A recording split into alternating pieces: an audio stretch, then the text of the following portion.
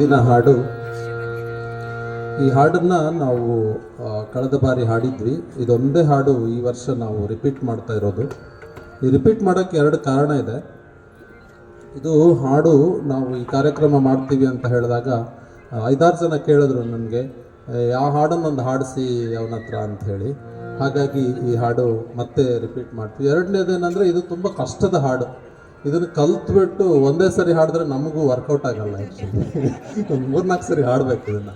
ಅದಕ್ಕಾಗಿ ಈ ಹಾಡನ್ನು ಹಾಡ್ತೀವಿ. ಇದು ಎಂಥ ಶ್ರೀಮಂತನಂತನು ಅಂಥೇಳಿ ಒಂದು ಅದ್ಭುತ ಟಂಗ್ ಟ್ವಿಸ್ಟರು. ಈ ಹಾಡನ್ನು ಬಾಯ್ಪಾಠ ಮಾಡಿ ಹೇಳೋದೊಂದು ನಿಜವಾಗ್ಲೂ ಒಂದು ದೊಡ್ಡ ಚಾಲೆಂಜು. ಈ ಹಾಡಿನ ಹಿಂದೆ ಒಂದು ಸಣ್ಣ ಕತೆ ಇದೆ, ಕಳೆದ ಸಾರಿನೂ ಹೇಳಿದ್ದೆ. ಏನಂದರೆ, ಇದು ಪ್ರಸನ್ನ ವೆಂಕಟದಾಸರು ಬರೆದಿರುವಂತಹ ಹಾಡು. ಪ್ರಸನ್ನ ವೆಂಕಟದಾಸರು ಒಮ್ಮೆ ಪೇಶ್ವೆ ರಾಜ್ಯಕ್ಕೆ ಪ್ರವೇಶ ಆಗುತ್ತೆ. ಆ ಪ್ರವೇಶ ಆದಾಗ ಅಲ್ಲಿ ಒಬ್ಬ ಪೇಶ್ವೆ ಅವರನ್ನು ಕರೀತಾನೆ, ಒಬ್ಬ ಕರ್ಣಿಕನನ್ನು ಕಳಿಸ್ತಾನೆ. ನೀನು ಈ ವೆಂಕಟದಾಸರನ್ನ ಕರ್ಕೊಂಬ, ಅವರು ನನಗೆ ಆಶೀರ್ವಾದ ಮಾಡಲಿ ಅಂತ ಹೇಳಿ ಕರೀತಾನೆ.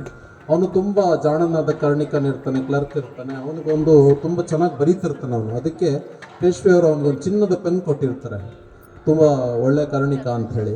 ಸೊ ಹಾಗಾಗಿ ಅವನಿಗೂ ಒಂದು ಒಳ್ಳೆ ಗತ್ತಿರುತ್ತೆ, ನಾನು ನೀವೇನು ಕೊಟ್ಟರು ಬರೀಬಲ್ಲೆ ಅನ್ನೋವಂಥ ಒಂದು ಗತ್ತಿರುತ್ತೆ.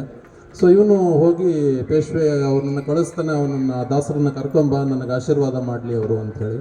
ಈ ಕರ್ಣಿಕ ಹೋಗಿ ವೆಂಕಟದಾಸರನ್ನು ಕೇಳ್ತಾರೆ, ನೀನು ಬಂದು ಪೇಶ್ವೆಯವರಿಗೆ ಆಶೀರ್ವಚನ ಮಾಡಿ ಅಂತ. ಅವಾಗ ಕೇಳಲ್ಲ. ಅವರು ಹೇಳ್ತಾರೆ, ನಾನು ನನ್ನ ರಾಮಕೃಷ್ಣನ್ ಬಿಟ್ಟು ನಾನು ಎಲ್ಲೂ ಬರಲ್ಲಪ್ಪ ಅಂತ ಹೇಳ್ತಾನೆ. ಆದರೆ ಕರ್ಣಿಕ ತುಂಬ ಒತ್ತಾಯ ಮಾಡ್ತಾನೆ, ಬರಲೇಬೇಕು, ನೀವನು ದೊಡ್ಡ ರಾಜ ಕರೀತಾ ಇದ್ದಾನೆ, ನೀನು ಬರೆದಿದ್ರೆ ಹೆಂಗೆ ಅಂಥೇಳಿ.